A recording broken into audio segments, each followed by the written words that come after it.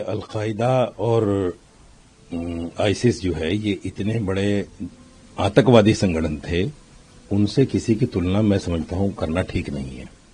दूसरी बात यह है कि कांग्रेस अपने भीतर क्यों झांक कर नहीं देखती।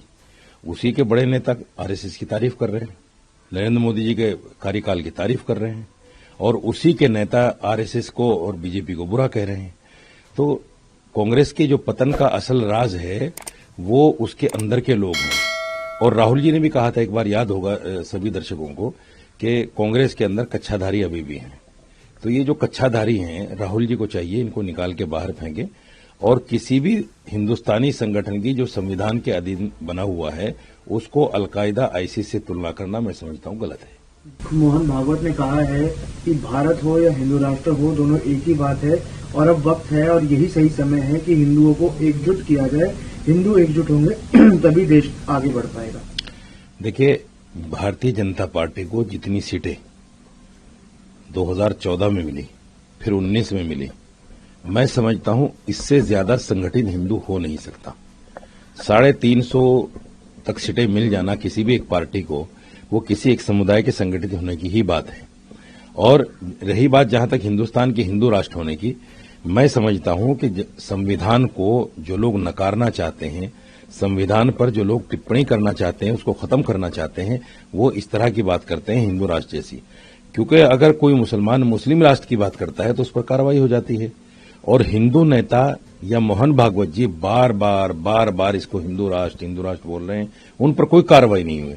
तो इसका मतलब यह है कि कहीं ना कहीं हमारी जो सरकार है वो दोहरे रवैये पर चलना चाहती है, जो नहीं होना चाहिए। क्योंकि ये देश जो है धर्मनिरपेक्ष है, यहां सबके राइट इक्वल हैं, हिंदू हो, मुसलमान हो, सिख हो, ईसाई हो।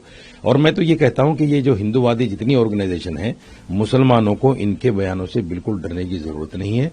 जब तक संविधान जिंदा है कोई किसी का कुछ नहीं बिगाड़ सकता। उन्होंने एक कैफे में घुसकर 2 मुस्लिम युवकों की पिटाई की है, उन पर लव जिहाद का आरोप लगाया गया है, और ये बात बताई जा रही है कि वो जिन महिला अपनी दोस्तों के साथ वहां पर बर्थडे सेलिब्रेशन कर रहे थे, बर्थडे सेलिब्रेट करने पहुंचे थे, इसी बीच बजरंग दल की कुछ कार्यकर्ता कैफे में घुसे, तोड़फोड़ की और उन दोनों की पिटाई की गई। देखिए, बजरंग दल के कार्यकर्ताओं का जिस तरह से 25 अगस्त में ईसाइयों के चर्चों पर हमला करने की बातें सामने आई हैं, मैं समझता हूं कि ये ऑर्गेनाइजेशन अलकायदा, आईसिस और जितनी भी आतंकवादी तंजीमें हो सकती हैं, उन तमाम की तुलना अगर इनसे की जाए तो कोई गलत नहीं होगा। इसको तत्काल प्रभाव से बजरंग दल को खत्म करना चाहिए, क्योंकि इसकी वजह से 25 दिसंबर में जो ईसाइयों के साथ किया है बजरंग दल ने, उसकी वजह से पूरी दुनिया में हमारी जगह साई हुई है। बल्कि यूके की पार्लियामेंट ने तो बाकायदा पार्लियामेंट में इसका जिक्र किया है। सरकार को चाहिए कि बजरंग दल जैसी तंजीम को, जो देश में नफरत फैलाना चाहती है, इसको बंद करना चाहिए। नहीं तो इसके खिलाफ अगर मुसलमान खड़े हो गए तो देश में अनर्थ हो